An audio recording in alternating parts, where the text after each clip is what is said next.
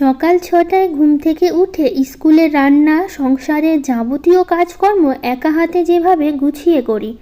রাধে রাধে বন্ধুরা, কেমন আছো তোমরা সবাই? আশা করি ভীষণ ভালো আছো। আমরাও কিন্তু খুব ভালো আছি। আজকে হচ্ছে শুক্রবার, তোমাদের সাথে নিয়ে আজকের ব্লগটা শুরু করছি। সাথে থাকো, আজকের ব্লগটা তোমাদের খুব ভালো লাগবে। আজকে সকাল সকাল দেখতেই পাচ্ছ এত কুয়াশা পড়েছে, মনে হচ্ছে যেন ঠান্ডার দিন। এখন তো তবু অনেকটা বেলা হয়েছে, ৬টা বাজে। তারও আগে মানে ৫টার দিকে তো আমি প্রতিদিন ঘুম ভেঙে যায়, জানলা দিয়ে দেখি তখন আরও কুয়াশা ছিল। তো দেখতে পাচ্ছ, দেখো জানলা দিয়ে দেখাই যাচ্ছে, তখন আরও ৫টার দিকে তো আরও কুয়াশা ছিল। এখন যেহেতু অনেকটাই বেলা হয়েছে, এখন অনেকটাই হচ্ছে কমে গেছে কুয়াশা। সেই ঠান্ডার দিন মনে পড়ে গেল। এখন তো ঠান্ডার দিন নেই, তারপরও এত কুয়াশা পড়েছে। আর সকাল সকাল বেশ ঠান্ডা ঠান্ডাও লাগছে। তো সকাল সকাল তিনজনই ঘুম থেকে উঠে পড়েছি। বাবানও উঠে পড়েছে। বাবান আজকে দেরি করে উঠেনি, বেশিরভাগ দিনগুলো ও পরেই ওঠে, কিন্তু আজকে উঠে পড়েছে। তো আজকে অবশ্য ছুটি আছে বাবানের পাপার স্কুল, কিন্তু বাবানের স্কুল ছুটি নেই। বাবানের পাপার স্কুল ছুটি, কারণ আজকে হচ্ছে রামনবমী। তো সেই কারণে রামনবমীর জন্যই আজকে বাবানের পাপার স্কুল ছুটি, কিন্তু হচ্ছে বাবানের স্কুল খোলা আছে। বাবান শুধু স্কুলে যাবে, বাবানের পাপা বাড়িতে থাকবে আজকে। তো যাই হোক, এইদিকে আমি বিছানার চাদরটা ভালো মতন গুছিয়ে নিচ্ছি। বাবানোর স্কুলটা যদি ছুটি থাকতো আজকে, তাহলে আমি একটু দেরি করে উঠতাম।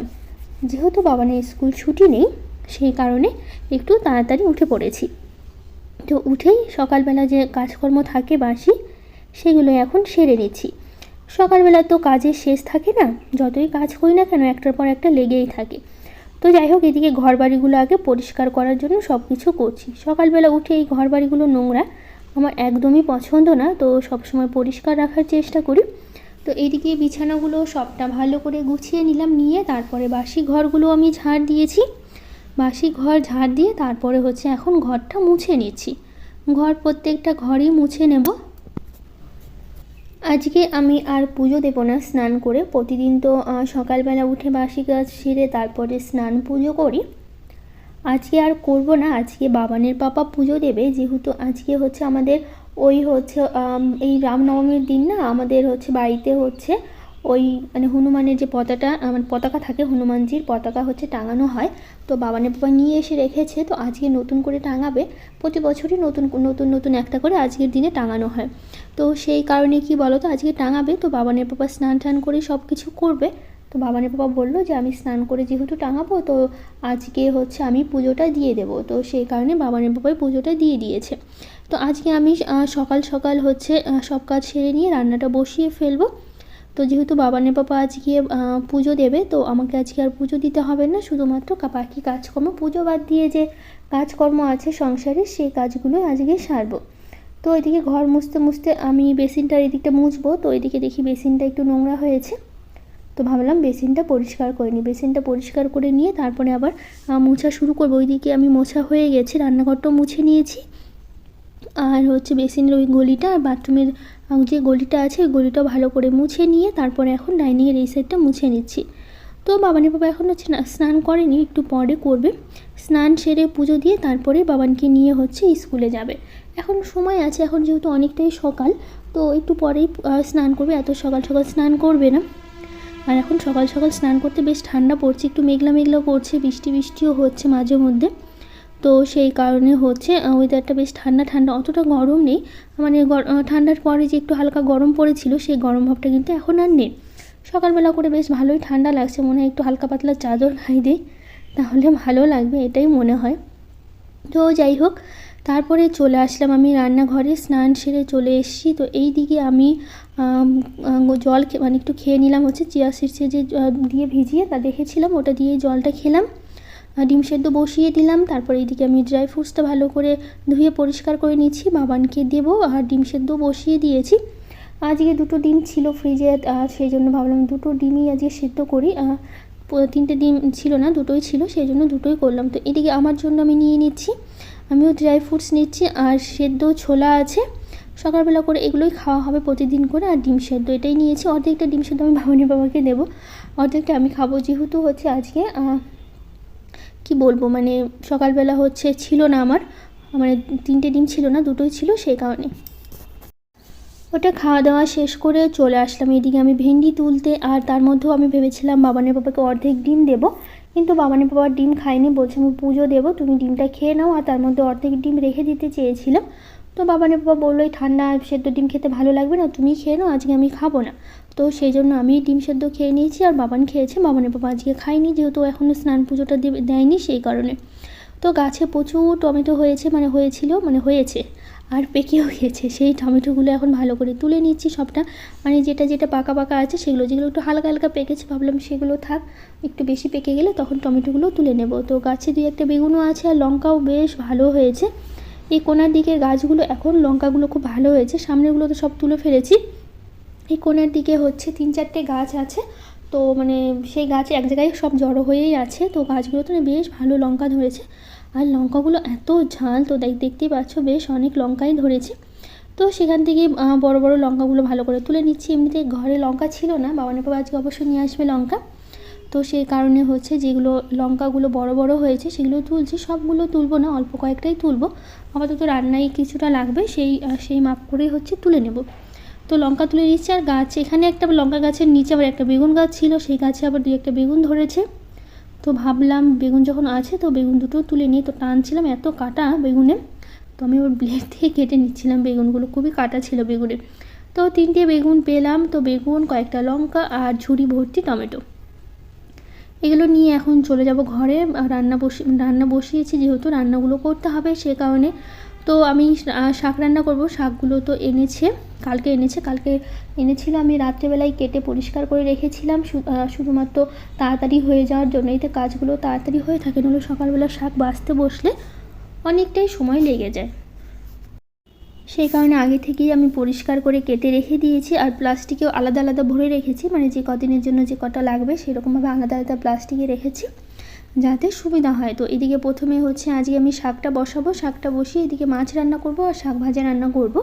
তো সেই কারণে হচ্ছে শাকটা আমি এদিকে লবণ হলুদ দিয়ে বসিয়ে দিলাম। আর হচ্ছে সেদ্ধ হবে, রসুন ফোড়ন দিয়ে করেছি। ডাঁটা শাক না রসুন ছাড়া ভালো লাগে না খেতে, আমি ডাঁটা শাক সবসময় রসুন ফোড়ন দিয়েই করি, এটাই আমার বেশি ভালো লাগে। তো এইদিকে মাছের ঝোলের জন্য আমি আলু কেটে নিয়েছি আর শাকটা তো ঢাকা দিয়ে রেখেছি, ও সেদ্ধ হয়ে সুন্দর হচ্ছে, জল উঠবে, সেদ্ধ হয়ে যাবে সুন্দর করে। তো এইদিকে আমি আলুগুলো লম্বা লম্বা করে কেটে নিচ্ছি মাছের ঝোলের জন্য। একটু মশলাটাও করে নেব, কারণ হচ্ছে শাকটা হয়ে গেলে আমি মাছের ঝোলটা বসাবো। তো মাছের ঝোল আর শাক ভাজা আজকে হচ্ছে এগুলোই রান্না হবে। তো এদিকে আমার আলু কাটা হয়ে গেছে, আর মাছগুলো ফ্রিজ থেকে বের করে অনেকক্ষণ জলে ভিজিয়ে রেখেছিলাম, একদমই বরফ হয়ে গেছিলো মাছগুলো, বরফ জমে গেছিলো। তো সকালবেলা উঠেই আমি হচ্ছে জলের মধ্যে ভিজিয়ে রেখেছিলাম। তো যাই হোক, এদিকে আমার শাক ভাজাটা হয়ে গেছে, এখন শাক ভাজাটা তুলে নেব। শাক ভাজাটা তুলে নিয়ে মাছটা বসাবো, লবণ হলুদটা তো মেখে রেখেছি। আর এইদিকে আমার মাছের ঝোলের জন্য মশলাটাও আমি করে নিয়েছি, তাড়াতাড়ি হয়ে যাবে রান্না করে। শাক ভাজা করতে করতেই এদিকে আমি মাছের জন্য সব কিছু রেডি করে নিয়েছি।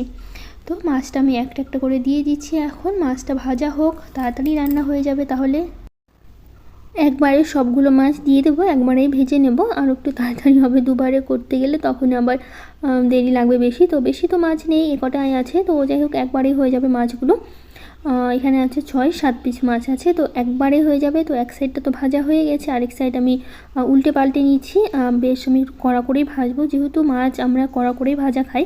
আমি এবার হালকা মাছ ভাজা ভালো লাগে না খেতে, একদম সুন্দর কড়া করে ভাজা মাছ আমার ভালো লাগে। তো সেই কারণে মাছ সবসময় আমি হচ্ছে কড়া করেই ভাজি, দেখতেই পাচ্ছ একদম কড়া করে ভেজেছি, কারণ এরকম না হলে আমার মাছ খেতে ভালো লাগে না। তো সেই জন্য হচ্ছে মাছ সবসময় কড়া করেই ভাজি। তো মাছটা আমি ভালো করে তুলে নিলাম, নিয়ে তারপরে হচ্ছে এই তেলের মধ্যে আরেকটু তেল দিয়ে জিরে ফোড়ন দিয়েছি। এখন দিলাম হচ্ছে কেটে রাখা আলু, মাছের ঝোলের জন্য যে আলুগুলো লম্বা লম্বা করে কেটে রেখেছিলাম সেই আলুগুলো দিলাম। এই আলুর মধ্যে একটু লবণ হলুদ দেবো, দিয়ে তারপরে হচ্ছে ভাজা ভাজা করবো। আর মশলা তো রেডি করাই আছে, আর শুধু কষানোই বাকি আছে, তাহলে খুব একটা সময় লাগবে না। পাশে আমি গরম জল বসিয়ে দেবো মাছের ঝোলের জন্য, যাতে আরেকটু তাড়াতাড়ি রান্নাটা হয়ে যায়। তো এদিকে লবণ হলুদ দিয়ে একটু ভাজা ভাজা করি। তো আলুটা ভাজা ভাজা হয়ে গেছে, এর মধ্যে দিলাম হচ্ছে মশলা, এখন ভালো করে আমি কষাবো। ওইদিকে বাবানের বাবার স্নানও হয়ে গেছে, স্নান করে ঠাকুর ঘরে ঢুকেছে আজকে। তো ওইদিকে বাবানের বাবার পুজো হয়ে গেছে, আজকে ভোগে হয়েছে লাড্ডু আর হচ্ছে কলা আর হচ্ছে আপেল, এগুলো দিয়ে হচ্ছে ঠাকুরকে আজকে ভোগ দেওয়া হয়েছে। তো ওই যে দেখতে পাচ্ছি ঠাকুরের সামনে পতাকাটা আছে, ওটা বাবানের বাবা যাবে ওপরে টাঙানো হয়ে গেলে তখন আমি তোমাদের সাথে ভিডিও করে শেয়ার করব। তো বাবানের বাবাই যেহেতু পুজো দিয়েছে, তো পুজো দিলে এভাবেই দেয়, একদম সুন্দর করে ফুল দিয়ে সাজিয়ে সাজিয়ে সামনে দিয়ে আসন দিয়ে, অবশ্যই আমি আসন দিয়ে ঠাকুরের চরণের ওখানে ফুল দিই, অন্য জায়গায় দিই না। বাবানের বাবা খুব সুন্দর করে এইদিকে ওইদিকে ফুল দেয়, বেশ ভালোও লাগে। তো মশলাটা আমার কষানো হয়ে গেছে, আর পাশে আমি বসিয়ে দিয়েছিলাম গরম জল, যাতে হচ্ছে ঝোলটা তাড়াতাড়ি ফুটে ওঠে, সেই কারণেই হচ্ছে দিয়েছিলাম গরম জল। তো যাই হোক, এইদিকে আমি ঝোলটা একটু ফুটে যাক, একটু পরে মাছগুলো দেবো, ঝোলটা আলুটাও সেদ্ধ হয়ে যাবে ততক্ষণে। তো এইদিকে দেখো ঝোলটা ফুটে উঠেছে, তারপরে দিলাম মাছ। এখন ঢাকা দিয়ে রেখে দেবো, ঝোলের সাথে মাছটা আরেকটু জাল হবে, তারপর নামিয়ে নেবো। তো এদিকে রান্না হতে হতে অন্য কাজগুলো করছি। এই যে রান্না করতে করতে অনেকগুলো বাসন জমে গেছে, সকালবেলা কিছু খাওয়া আছে সেই প্লেটগুলো আছে, তো সেগুলো একবারে মেজে নিয়েছি। তো কড়াইটা শুধু পরে মাজবো, আগে হচ্ছে এগুলো হচ্ছে পরিষ্কার করে নিই, কড়াইটা ওভেনটা এগুলো পরে পরিষ্কার করবো রান্নাটা হয়ে গেলে। আপাতত যে কটা বাসন আছে সে কটা মানে বাসন আমি মেজে নিয়েছি, নিয়ে ধুয়ে রাখি, একটু কাজটা আরও এগিয়ে থাকবে কিছুটা। ঝোলটা জাল হতে তো আমি কিছুক্ষণ তো চুপচাপ দাঁড়িয়ে থাকতে হবে, তো ভাবলাম ততক্ষণে বাসনগুলো একটু মেজে নিই, তাহলে কাজটা কিছুটা আগে থেকে এগিয়ে থাকলো। তো এই যে এখন আমি এগুলো ফ্রিজে রেখে দেবো। কয়েকটা লঙ্কা বেঁচে গেছে রান্না করতে, লঙ্কা শুধুমাত্র আমি শাকে দিয়েছিলাম, মাছের ঝোলেতে শুকনো লঙ্কা দিয়ে করেছি আর কাঁচা লঙ্কা দিয়ে শাক করেছি, তো সেখানে তো খুব একটা লঙ্কা লাগেনি, অনেকগুলো লঙ্কা থেকে গেছে, এগুলো ফ্রিজে রেখে দেবো, পরে আবার রান্না করা যাবে। আর টমেটোগুলো ফ্রিজে রেখে দেবো, ভেবেছি কালকে একটু চাটনি করব, অনেক দিন টমেটোর চাটনি খাওয়া হয় না, তার মধ্যে আবার অনেকগুলো তো টমেটোগুলো আছে, তো সেই কারণে টমেটোগুলো কালকে চাটনি করবো, আজকে আর করবো না। তো এদিকে শাকটার কালকের একটু ডাল তরকারি আছে, সেগুলোও থেকে গেছে, সেগুলো আমি মানে রাতের কিছু তরকারি থেকে গেছে, ওটা আমি সকালবেলা এখন গরম করে খেয়ে নেব। তো দেখো মাছের ঝোলটা আমার হয়ে গেছে, এখন মাছের ঝোলটা নামিয়ে নিয়ে তারপরে হচ্ছে কিছু জামা কাপড় আছে সেগুলো গোছাতে যেতে হবে। তো এই দিকটা পরিষ্কার করে নিয়েছি, আর কড়াইগুলো আমি মেজে পরিষ্কার করে রান্নাঘরটা ভালো করে মুছে নিয়েছি, ওভেনটা পরিষ্কার করে তারপরেই আসলাম হচ্ছে এদিকে জামা কাপড় গোছাতে। এই যে বাবানের স্কুল ড্রেসটা ছিল সাদা কালারের, এটা হচ্ছে যেহেতু প্রতিদিন লাগে না, শুধুমাত্র মঙ্গলবার করে লাগে, সে কারণে গুছিয়ে রাখি, বাইরে রাখলে অগোছালোই থাকবে, ভাবলাম ভালো করে ভাঁজ করে একবারে হচ্ছে শোকেসের মধ্যে ঢুকিয়ে রাখবো, ওটা তো সবসময় প্রয়োজন পড়ে না, সপ্তাহে মাত্র একদিনই প্রয়োজন পড়ে, সে কারণে তো জামাটা নিয়ে আসলাম এখানে, গুছিয়ে রেখে দিলাম। এখন বাকি আছে আলনাটা গোছানোর জন্য, আলনাটা একটু গুছিয়ে নেব, তারপরে হচ্ছে এগুলো গুছিয়ে নিয়ে অন্য কাজে যাব। তো এই দিকটা আমি গুছিয়ে নিই, চলো তোমাদের সাথে একটু শেয়ার করব, হচ্ছে পতাকাটা আছে ওটা একটু দেখাই কীভাবে টাঙানো হয়েছে, বেশ ভালো হাওয়া তো উঠছে, যখন একটু বেশি হাওয়া পড়ে তখন বেশ ভালো লাগে। তো যাই হোক, এদিকে সিঁড়িতে ওঠার সময় পাখিগুলো দেখো কী সুন্দর সিঁড়ি ঘরের জানলায় বসে আছে, এগুলোর ওরা তো প্রতিদিন আসবে এখানে জানলাতে, বেশ ভালোও লাগে। চলে আসলাম ছাদের সামনের দিকে আমাদের পতাকাটা লাগানো হয়েছে, তো চলো তোমাদের একটু দেখায়, হাওয়াতে বেশ ভালোই উঠছে।